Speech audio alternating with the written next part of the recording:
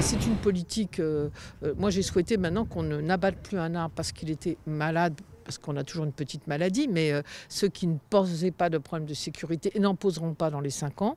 Donc il y a peu d'arbres abattus dans la ville et chaque arbre abattu doit entraîner la plantation de 2 arbres. Bon, ce qui est largement le cas aujourd'hui puisqu'on plante 1000 arbres par an. Voilà, donc c'est vraiment important, tout en sachant qu'on se critique beaucoup, mais qu'on a quand même un indice de canopée de 30%, c'est-à-dire que les espaces végétaux dans la ville, privés ou publics, c'est 30% de la surface.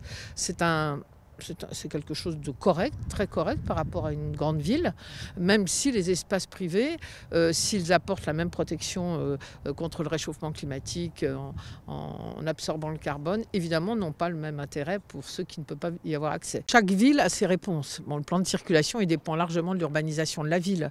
Il faut savoir que nous, depuis 2008, on a des logements BBC dans la ville, bien au-delà des normes réglementaires, basse consommation énergétique. C'est un choix qu'on a fait dès 2008.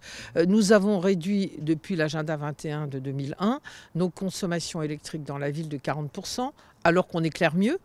C'est quand même très important, ça c'est sur l'éclairage public. Nous avons réduit de plus de 30% notre consommation d'eau alors qu'on a créé beaucoup d'établissements complémentaires. Donc c'est pour dire que ce travail, il n'est pas nouveau. On touche au logement, on touche à la nature en ville, on touche à la mobilité. Depuis le plan de circulation, c'est la DAV, l'association de développement du vélo qui le dit, on est à plus 71% d'utilisation du vélo dans la ville. Bon, c'est pour dire que c'est toujours difficile de toucher les habitudes des gens, mais je crois que maintenant, la majorité se disent il faut le faire et on va y aller et finalement on vit mieux. Je dirais qu'il y a des quartiers où on peut encore verdir parce qu'il y a encore des espaces libres, c'est plutôt comme ça qu'on raisonne. Vous savez, dans le cœur de ville, dans le Vieux-Lille, c'est très compliqué, il y a beaucoup de jardins privés. On a fait le parc Jean-Baptiste Lebas, on va travailler, je l'ai déjà dit, sur la place du Maréchal Leclerc qu'on va aussi refaire avec des jardins pour prendre cet exemple.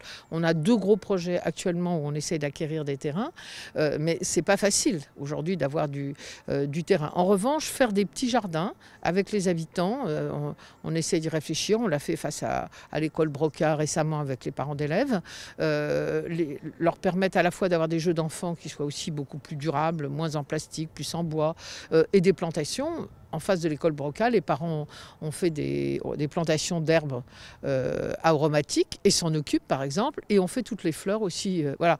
Donc c'est vraiment ces projets-là que je trouve intéressants parce que les citoyens sont acteurs, voilà, et s'approprient eux-mêmes la ville.